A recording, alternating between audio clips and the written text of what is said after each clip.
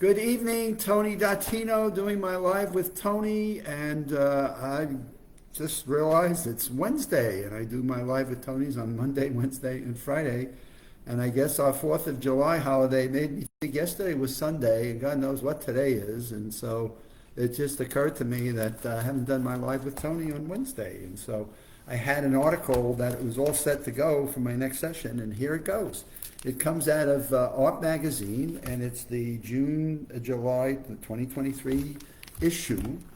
And I just thought this was a really terrific article, actually for everybody at every age. And it was all about stress and the 70-plus-year-old body. But the tips that they make, the older we are, the more damage stress can cause to our health. And the key word here was chronic stress.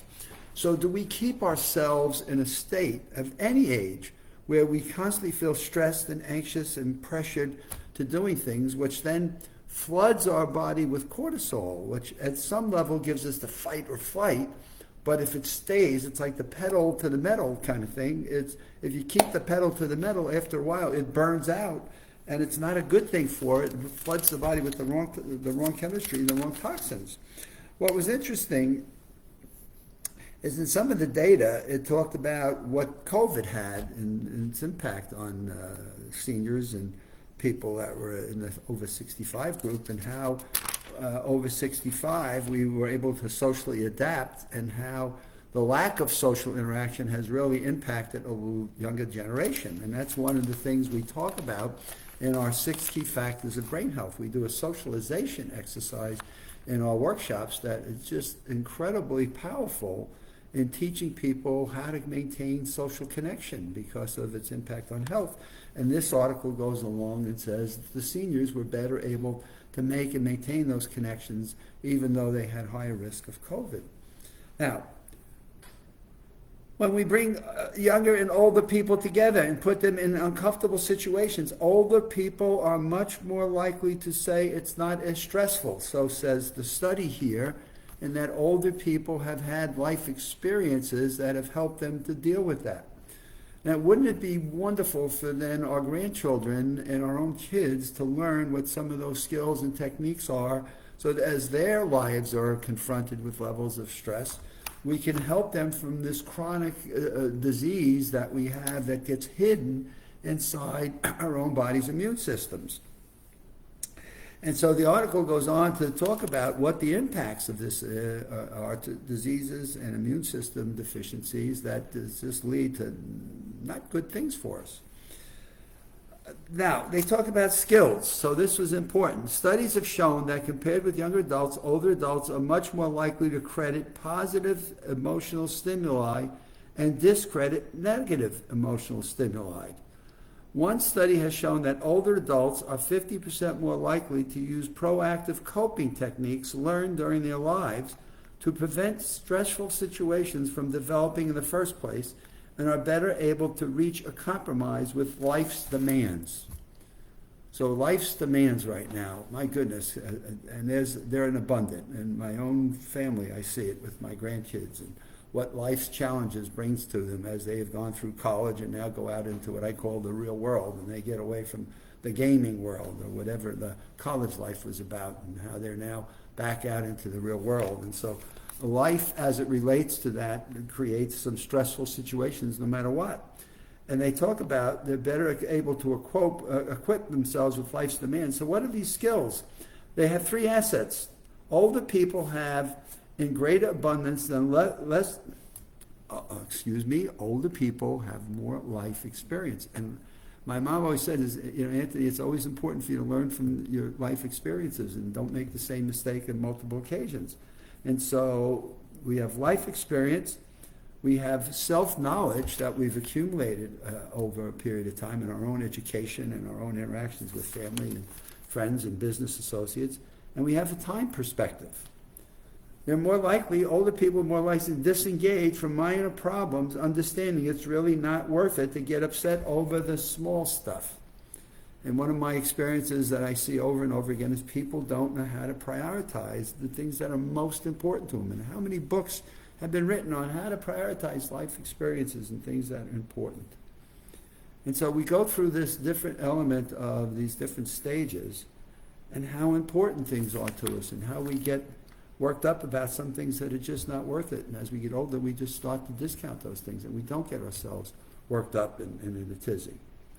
So now it comes along and it's got some things called here release valves. And I found this to be very, very interesting. And this is, again, these are things I've seen in my consulting experience in my work, which is the first one is that, hey, if you're in a stressful situation, why don't you ask for help?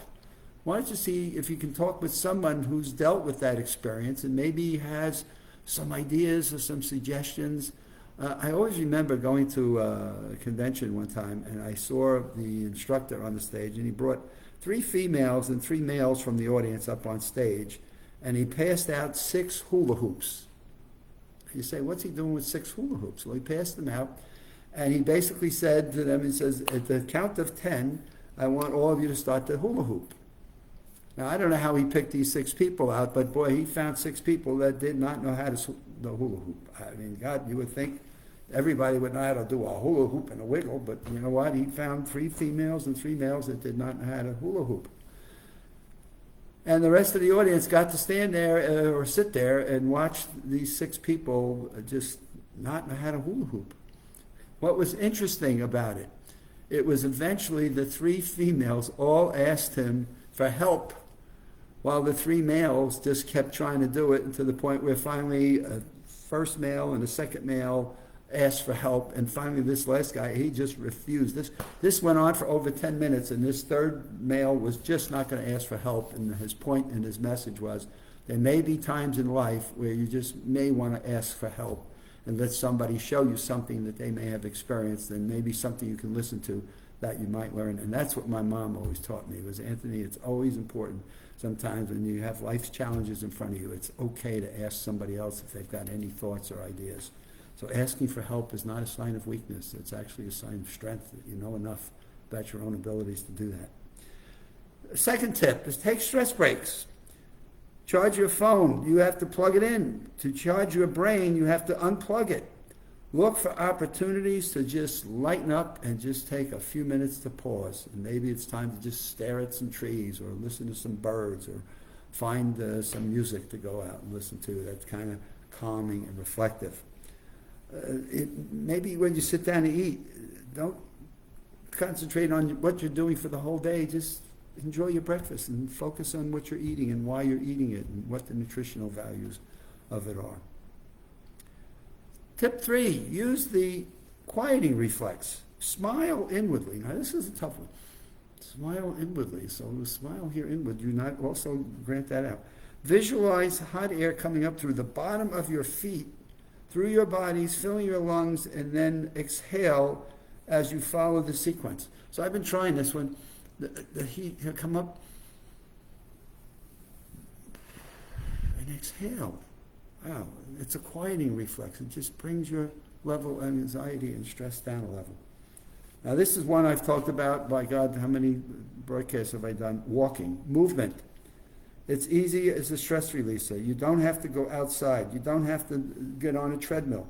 Just getting up and walking around in your own living area and just walking from the kitchen to the living room to the dining. Just walk down a corridor. Walk up and down the steps or the entranceway into your own residence. You do not have to get your sneakers on and go out and start running, but just walking and moving, body movement and what it does. And so even if you got some light dumbbells, as I sometimes will take a milk carton or so and just lift it. And I've got 3 and 5 pound dumbbells that I will lift. And just the movement of your body connects to your brain and the movement and the actions of.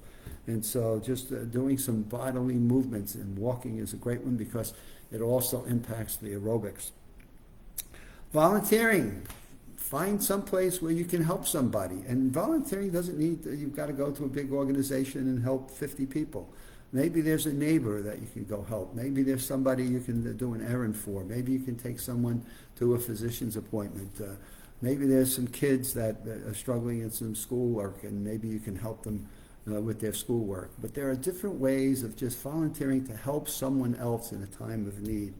And it's a powerful stress buster, so says the research. And just Volunteering, and how many people I talk in my age group that are volunteering to just help somebody, and what a relief they get from doing that. And then this is the one that actually blew me away. I got to read this one. This was like, wow, this is not one of my favorite ones, and so this is one I got to focus on. Make your bed. Make your bed. This was the title of a best-selling book by Admiral William McRaven. And he says that it's a great stress management advice. The first thing you should do each day is make your bed. It gives you a sense of control right from the beginning of your day. That was not one of my most favorite Val releases in terms of stress, but boy, you know, I will do that every day and see how that helps take control of my day and what is about to come at me from different avenues and different perspectives.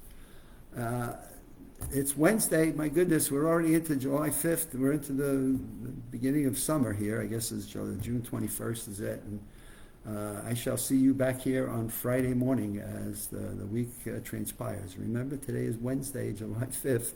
We'll be back at this on Friday, July the 7th.